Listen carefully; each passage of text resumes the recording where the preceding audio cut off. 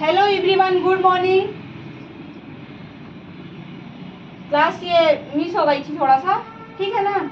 ये क्या है, मोलरता। हम आप लोगों को क्या बता रहे थे, मोलरता बता रहे थे। मोलरता में हम आपको क्या इसके कॉन्सेप्ट को समझने के लिए बोले कि इसके कॉन्सेप्ट को क्या करना है, समझना है, ना कि इसको रटना है। इसको रटना नहीं है, केवल मोलरता के कॉन्सेप्ट को समझना है ना।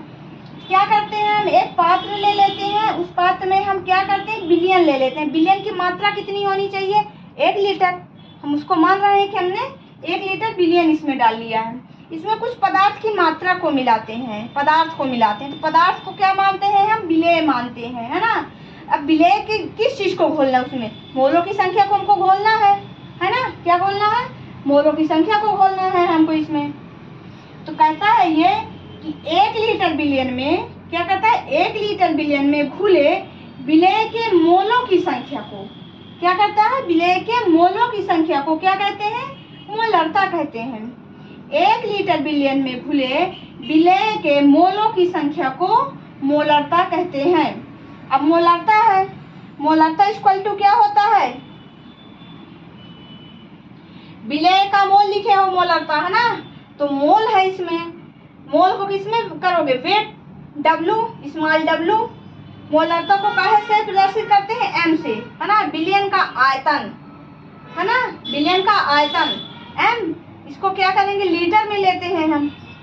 किस में लेते हैं, लीटर में, तो V आएगा। अब हम मिलीलीटर में ले रहे हैं। पहले हमने क्या किया था, लीटर में लिया तो 1000 का गुणा नहीं हुआ था। अब हम क्या कर रहे हैं, मिलीलीटर में ले रहे हैं। जब हम मिलीलीटर में लेंगे तो क्या हो जाएगा, 1000 का गुणा हो जाता है इसमें, है ना। अब देखना है इसमें कि इसमें ये जो सिंबल बने हुए थे इसका मतलब क्या है, इसका मीन्स क्या है ना। तो W को देखना क्या है, W क्या है, विलेय का भार है। क्या है, W क्या है,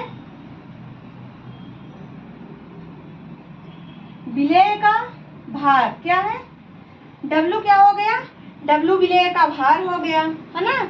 W क्या है, विलेय का भार होगा। और N यहाँ पे है स्मॉल n। क्या है, स्मॉल n विलेय का अणुभार हो गया। स्मॉल n विलेय का अणुभार, विलेय का अणुभार है। क्या है ये, विलेय का अणुभार हो गया, है ना। क्या हुआ, अब देखना V क्या है यहाँ पे, V इक्वल टू क्या है, V क्या है, V आयतन है ना, V आयतन, V क्या है, आयतन, है ना। V क्या है, आयतन। और स्मॉल m क्या है, स्मॉल m क्या है, ये मोलरता को दर्शाता है। क्या करता है, मोलरता को दर्शाता है।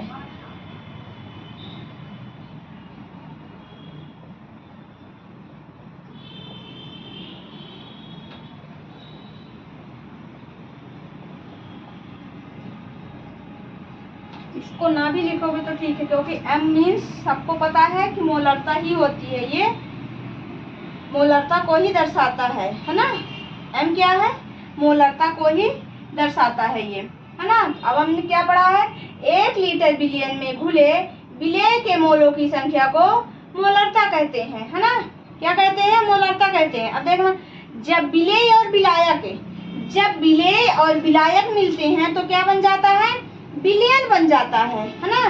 जब विलेय और विलायक मिलते हैं तो क्या बन जाता है, विलयन बन जाता है। ये बन जाता है, जब विलेय और विलायक मिलते हैं तो विलयन बन जाता है ना। अब देखना ये कि विलेय को हम पदार्थ है ना, विलेय को हम क्या माने, ये पदार्थ है। विलेय क्या है, पदार्थ है एक प्रकार से। तो हम क्या करते हैं, पदार्थ में शक्कर ले लेते हैं। शक्कर को हम किस में घोलते हैं, विलायक में घोलते हैं, ठीक है। क्या करते हैं, हम विलायक ले, हम उसमें घोल रहे हैं।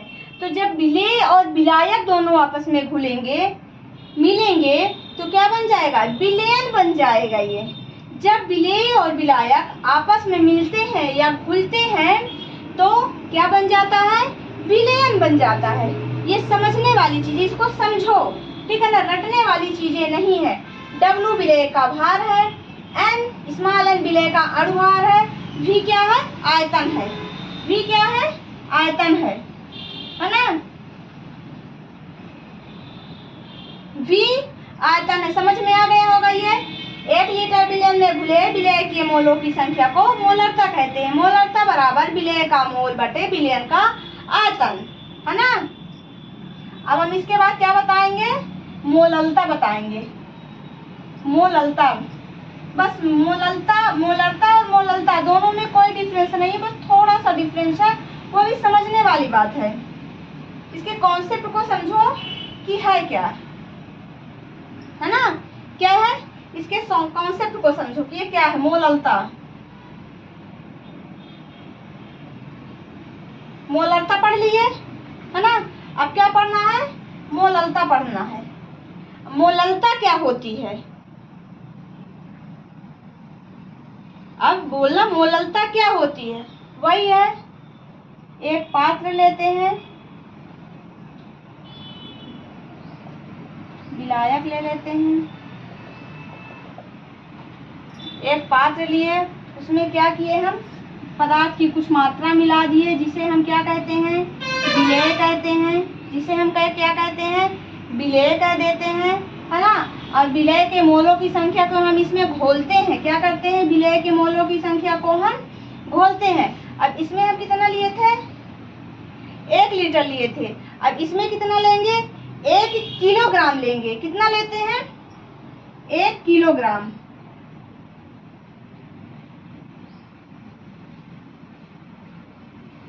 वन केजी लेते हैं, है ना, क्या लेते हैं, 1 केजी लेते हैं। और विलयन ना लेके हम क्या लेते हैं, विलायक लेते हैं, विलायक,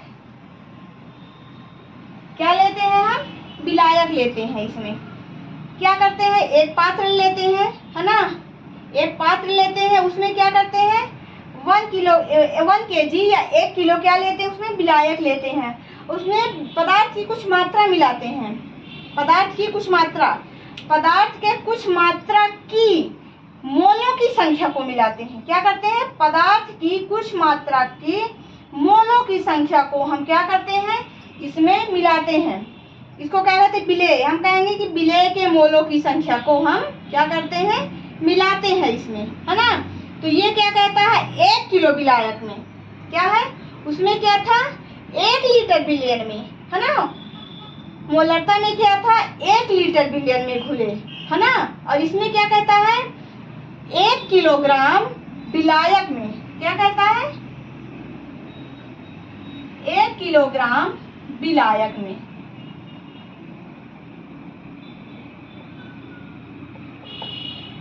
मोलरता में बोला है 1 लीटर विलयन में घुले विलेय के मोलों की संख्या, है ना। और हम इस मोलरता में क्या बोलेंगे, 1 किलोग्राम विलायक में घुले विलेय के मोलों की संख्या को क्या है, 1 किलोग्राम विलायक में घुले विलेय की मोलों की संख्या को, है ना। 1 किलो विलायक में घुले विलेय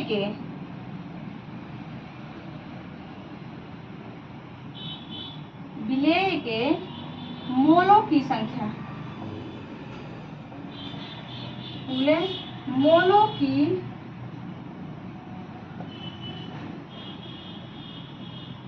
संख्या को क्या कहते हैं, मोललता कहते हैं।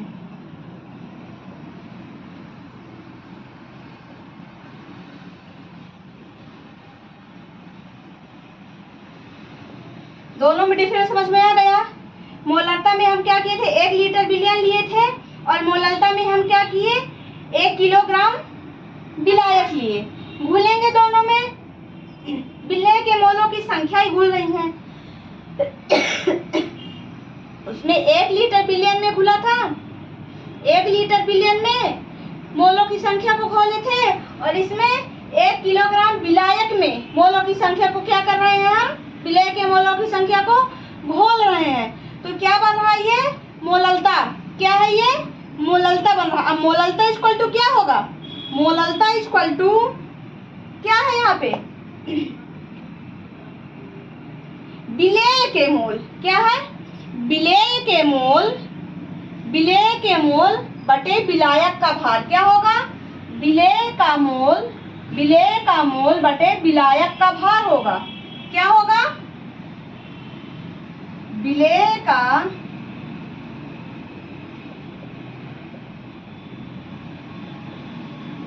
का मोल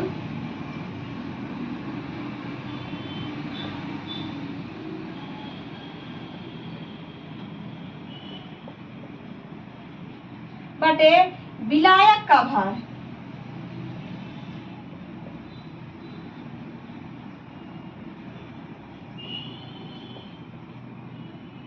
क्या है यहाँ पे? विलेय का मोल बटे विलायक का भार। अब उसको तो हम लीटर में लिए थे, इसको हम किस में ले रहे हैं? किलोग्राम में ले रहे हैं। किस में ले रहे हैं? केजी में ले रहे हैं ना भाई। मोलरता के भार को हम लीटर में लिए थे, है ना, और मोललता के भार को, वहां के जो विलायक का भार है उसको हम किस में ले रहे हैं? केजी में ले रहे हैं, है ना। अब मोललता हो या मोलरता हो, ठीक है ना, मोललता हो या मोलरता हो, दोनों को हम किससे प्रदर्शित करेंगे? यम से। किससे प्रदर्शित करेंगे? यम। अब मोल है, विलेय का मोल है तो भार तो डब्लू ही होगा उसका, है ना। क्या होगा? डब्लू ही होगा उसका, है ना, डब्लू होगा ना। अब विलेय का भार क्या है यहाँ पे? विलेय का भार अब किसमें है?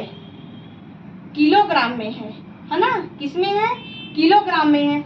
हम इसका वेट क्या कर लेंगे? ग्राम में ले लेंगे। किलोग्राम में है ना, तो हम ग्राम में लेंगे और 1000 का क्या कर देंगे? गुणा कर देंगे हम, है ना। क्या करते हैं हम? मोलरता इक्वल टू विलेय का मोल बटे विलायक का भार, है ना। क्या करते हैं? विलायक का भार, है ना। अब देखना इसमें ये क्या हो गया? ये इसका सूत्र है मोललता का। ये मोललता का सूत्र हो गया, है ना। अब W बराबर यहाँ पे क्या होगा? देखना, W बराबर क्या है? विलेय का भार। W बराबर क्या है? विलेय का भार। W बराबर क्या है यहाँ पे? विलेय का भार हो गया, है ना। और N बराबर क्या है? विलेय का अणुभार। क्या है? विलेय का अणुभार।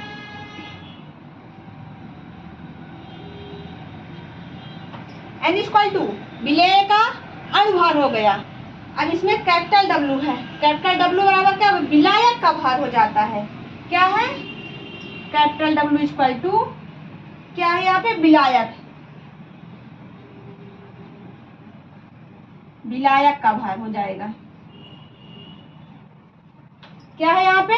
विलायक का भार हो जाएगा, है ना। अब ये मोललता और मोललता में देख लेना कितने, केवल एक शब्द का डिफरेंस है, बस हो गया, है ना। इसीलिए बोलती हूँ कि इसके कॉन्सेप्ट को समझो, इसको रटना नहीं है। किसको रटना है? केवल समझना है। ये समझने वाली चीज होती है। मोलरता बता चुके हैं कि 1 लीटर विलयन में घुले विलेय के मोलों की संख्या को क्या कहते हैं? हम मोलरता कहते हैं। और मोललता किसे कहते हैं? हम 1 किलोग्राम विलायक में घुले विलेय के मोलों की संख्या को क्या कहते हैं? हम मोललता कहते हैं, है ना। आगे समझ में नहीं यहाँ तक? अब इसके आगे जाएंगे किसमें? मोल प्रभाज में। किसमें जाएंगे? मोल प्रभाज में जाएंगे। अब इसको लिख लेना, इसके बाद हम बताएं मोल प्रभाज, है ना। मोल प्रभाज बताते हैं।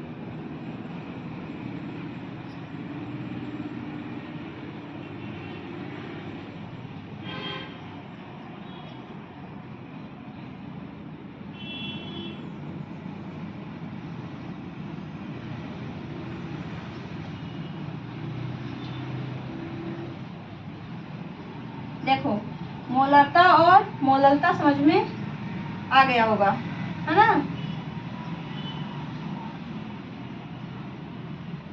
ठीक है, मोलरता और मोललता समझ में आ गया होगा। अब हम क्या बताएंगे? मोल प्रभाज बताएंगे।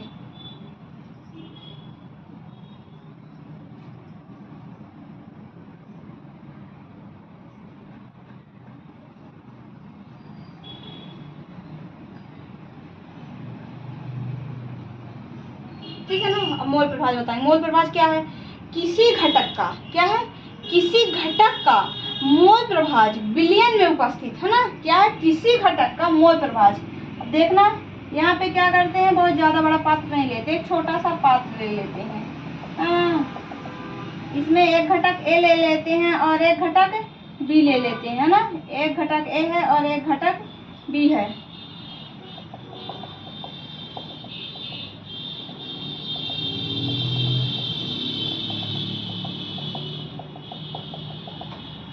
क्या किए हैं हम? एक पात्र ले लिए हैं, है ना। एक पात्र लिए और उसमें क्या किए? कुछ विलायक भर लिए, विलयन पर डाल लिए। क्या किया उसमें? विलयन ले लिए। क्या किया इसमें? विलयन ले लिए। इसमें हम दो घटक लेते हैं, है ना। कहता है कि किसी घटक का मोल प्रभाज, किसी घटक का तो क्या है भाई, दो घटक लिए हम, एक घटक ए हो गया, दूसरा घटक बी हो गया। भाई किसी घटक का मोल प्रभाज है ना विलयन में उपस्थित है, तो किसी घटक का मोल प्रभाज विलयन उपस्थित है। ए और बी का मोल प्रभाज विलयन में उपस्थित है। क्या है? ए और बी का मोल प्रभाज क्या है? विलयन में उपस्थित है ना। तो क्या करेंगे? घटक, ये जो घटक है इन दोनों के क्या है? मोलों की संख्या। क्या है? मोलों की संख्या तथा कुल घटक। कुल घटक कितने हैं? दो हैं। कितने घटक हैं इसमें? दो घटक हैं। तो क्या करते हैं? कुल घटक के मोलों की संख्या। कहता है कि किसी घटक का मोल प्रभाज विलयन में उपस्थित मोलों की संख्या तथा कुल घटक के मोलों की संख्या। पहले ए की मोलों की संख्या और बी के मोलों की संख्या, फिर दोनों प्रभाजों के मोलों, दोनों घटकों के मोलों की संख्या को मिलाता है। क्या करता है? दोनों घटकों के मोलों की संख्या का अनुपात क्या होता है? बराबर होता है। समझना, विलयन है, एक पात्र में विलयन लिया, इसमें कहता है किसी घटक के, तो कौन सा ऐसा घटक आएगा? तो भाई ए और बी हम मान लिए कि ये दो घटक हैं, है ना। तो पहले ए घटक के मोलों की संख्या, बी घटक के मोलों की संख्या, और फिर कहता है कि जो पात्र में उपस्थित हो घटक, कुल घटक, ठीक है ना, मतलब दोनों घटक के बराबर मिला लेंगे तो दोनों घटक में उपस्थित मोलों की संख्या के अनुपात को क्या होता है? अनुपात जो होता है वो बराबर होता है ना। तो अब देखना, किसी घटक का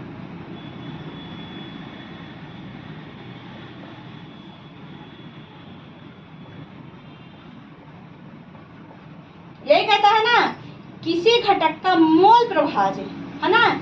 किसी घटक का मोल प्रभाज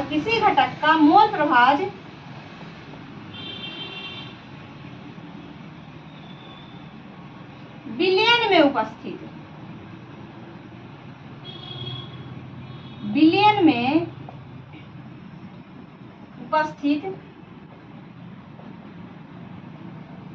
क्या है? किसी घटक का मोल प्रभाज, किसी घटक का ए और बी का, किसी घटक का मोल प्रभाज विलयन में, ये जो विलयन है, विलयन में उपस्थित उस घटक के, क्या है? विलयन में उपस्थित उस घटक के,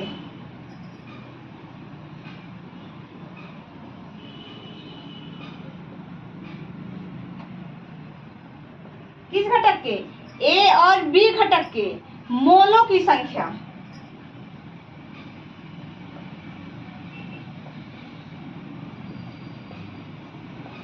क्या है यहाँ पे?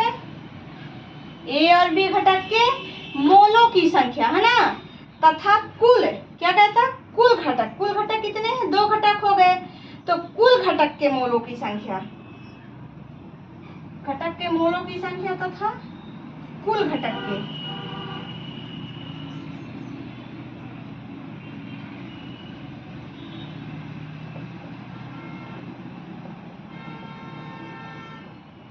मोलों की, नहीं आपको कुछ, उस घटक में मोलों की संख्या,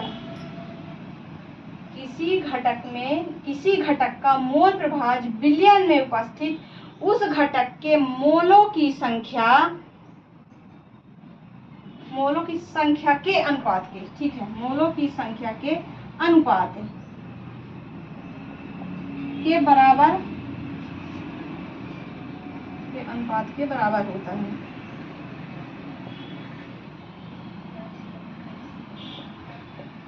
के बराबर होता है। हाँ अब सही है। किसी घटक का मोल प्रभाज बिलियन में उपस्थित उस घटक के मोल प्रभाज की संख्या ए और बी के मोल प्रभाज की संख्या तथा कुल घटक मतलब दोनों के घटक के मोलों की संख्या के अनुपात के बराबर होता है ना, अनुपात के बराबर होता है ये।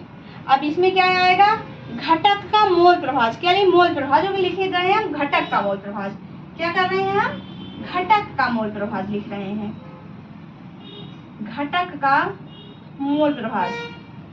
घटक का मोल प्रभाज क्या है,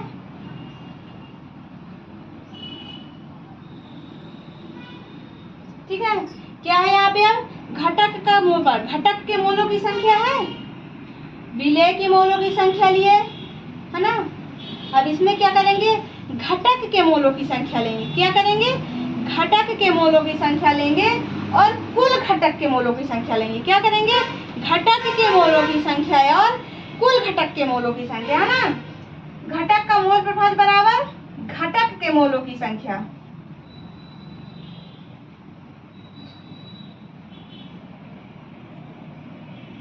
हाँ घटक के मोलों की संख्या बटे कुल घटक के मोलों की संख्या, क्या लेना है कुल घटक, कुल घटक के मोलों की संख्या,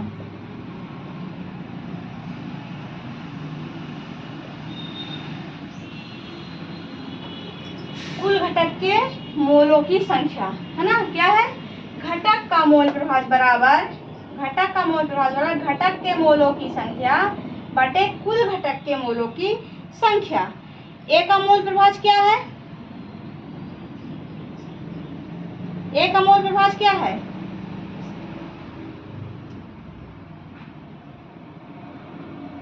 ए का मोल प्रभाज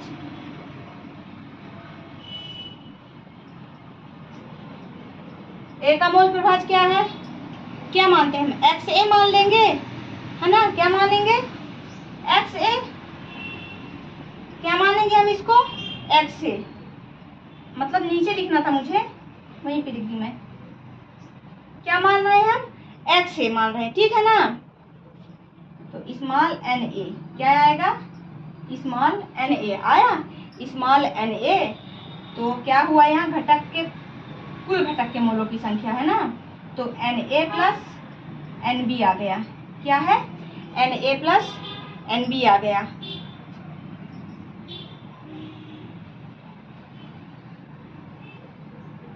ये हो गया। अब बी अब कहता है कि बी का मोल प्रभाज है ना, या कि बी का मोल अंश, तो हम यहाँ पे लिखते हैं बी का मोल प्रभाज, ए का मोल प्रभाज हो गया ना, अब यहाँ पे लिख रहे हैं बी का मोल प्रभाज।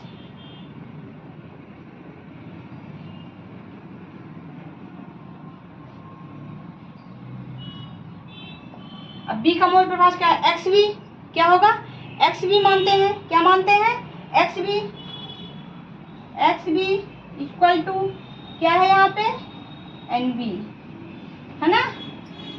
ए का मोल प्रभाज माने, अब क्या मानते हैं बी का, किसका मानते हैं बी का मानते हैं, N A plus N B, क्या मान लिया हम इसको N A plus N B. अब एन ए इक्वल टू क्या है ए के मोलों की संख्या, दो प्रभाज लिए हैं ना, क्या किए हैं हम भाई दो घटक लिए हैं, प्रभाज बोल रहे हैं सॉरी, दो घटक लिए हैं, एक घटक ए और एक घटक बी हो गया, तो एन ए इक्वल टू क्या होगा ए के मोलों की संख्या और एन बी बराबर बी के मोलों की संख्या हो गया, क्या है एन ए इक्वल टू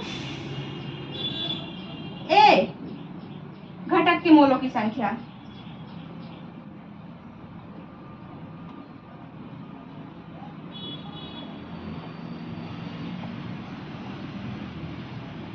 और एन बी बराबर क्या हो गया बी घटक के,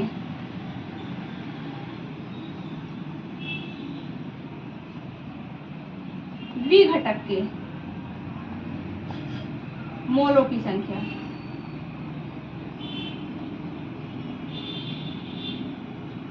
है ना। Na इक्वल टू हो गया एक घटक के मोलों की संख्या और Nb बराबर हो गया b घटक के मोलों की संख्या। हो गया ना, हो गया ये यहाँ तक, है ना।